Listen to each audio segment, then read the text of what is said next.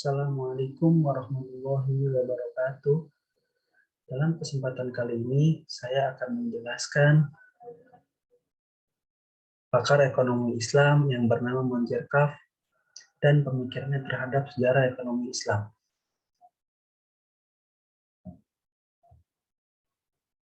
Berikut adalah biografinya.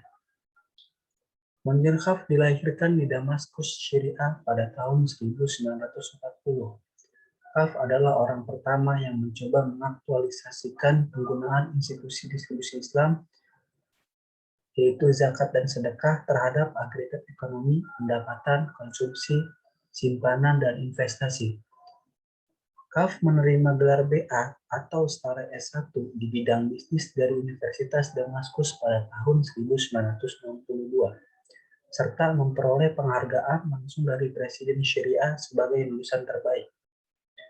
Pada tahun 1975, Kaf meraih gelar PhD untuk ilmu ekonomi spesialisasi ekonomi internasional dari University of Utah, Salt Lake City, USA, atau Amerika Serikat. Selain itu, Kaf juga pernah mengikuti kuliah informal yaitu Training and Knowledge of Islamic Jurisprudence atau Fiqih and Islamic Studies di Syria. Sejak tahun 1968, ia telah menjadi akuntan publik yang bersertifikat, dan pada tahun 2005 Monzer Kaf menjadi seorang guru besar ekonomi Islam dan perbankan di The Graduate Program of Islamic Economy and Banking Universitas Yarmouk di Jordan. Berikut adalah karya-karyanya. Yang pertama ada The Islamic Economy, Analytical Study of the Functioning of the Islamic Economic System. Yang kedua ada Contribution of the Theory of Consumer Behavior and in an Islamic Society di Kairo pada tahun 1984. Yang ketiga ada Principle of Islamic Financing, a Survey bersama Taqiyullah Khan di DB 1992. Yang keempat ada Calculation of Zakah for Muslim in North America di Indiana pada tahun 1996. Yang kelima ada Financing Development in Islam pada tahun 1996. Yang terakhir The Demand Side of Consumer Behavior in Islamic Perspective. Berikut adalah pemikiran ekonomi Monzer Kaf. Yang pertama, hak dimiliki didasarkan dengan mencakup kesempatan untuk memanfaatkannya. Yang kedua, pentingnya penggunaan hak milik secara tepat.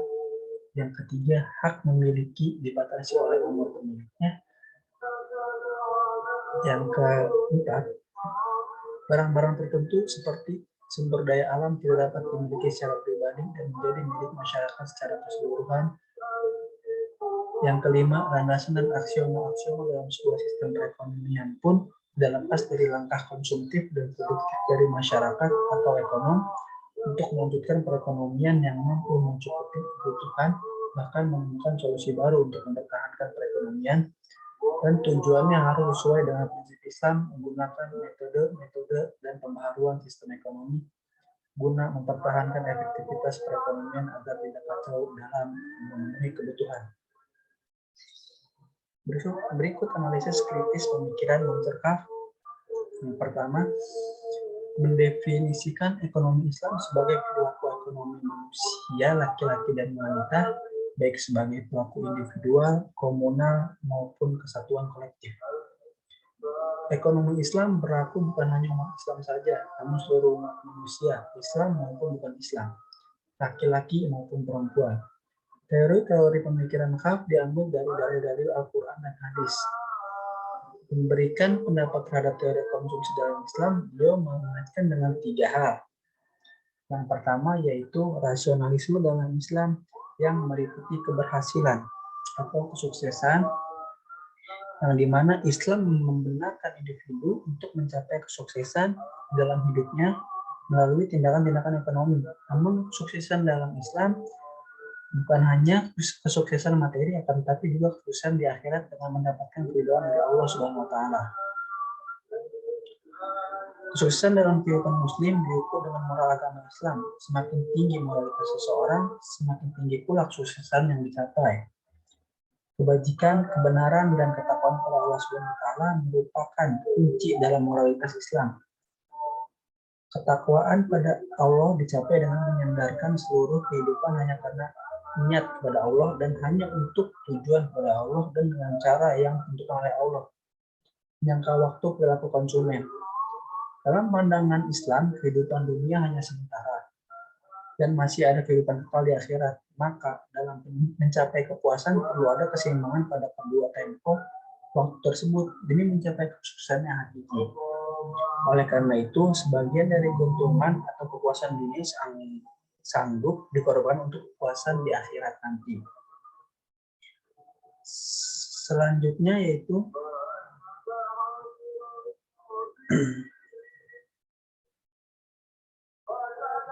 konsep kekayaan dan skala waktu perilaku konsumen dan konteks harta.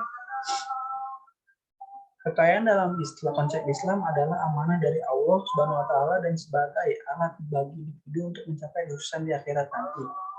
Sedangkan menurut pandangan konvensional, kekayaan adalah hak individu dan merupakan pengukur tahap pencapaian mereka di dunia. Yang kedua, konsep Islam tentang barang. Dalam hal ini, dua macam istilah yang digunakan dalam Al-Quran adalah at-tabiat dan ar-rizq. Dalam Al-Quran, dinyatakan dua bentuk barang yaitu at-tabiat yang artinya barangan yang baik, bersih dan suci serta berfaedah, dan barangan al-rizq yaitu pemberian Allah, hadiah atau anugerah dari langit yang biasa mengandung halal dan haram. Menurut ekonomi Islam, barang bisa dibagi pada tiga kategori yaitu barang keperluan primer dan barang sekunder dan barang tersier. Dalam menggunakan barang senantiasa memperhatikan maqasid al-syariah atau tujuan syariah. Oleh karena itu, konsep barang yang tiga macam tersebut tidak berada dalam satu level, akan tetapi bersifat bertingkat dari daruriyat, hajiyat, dan tahsiniyat. Etika konsumsi dalam Islam yang meliputi hal yang baik, tidak israf atau tabzir berdasarkan pemikiran teori konsumsi tersebut. Perilaku masyarakat saat ini masih bersikap tabzir dan israf, yang artinya itu pembaziran dan seperti suap, berjudi, dan lainnya. Mungkin sekian dari saya. Apabila ada kata yang salah atau penjelasan yang kurang jelas, mohon dimaafkan. Wabillahi taufiq wal hidayah. Wassalamualaikum warahmatullahi wabarakatuh.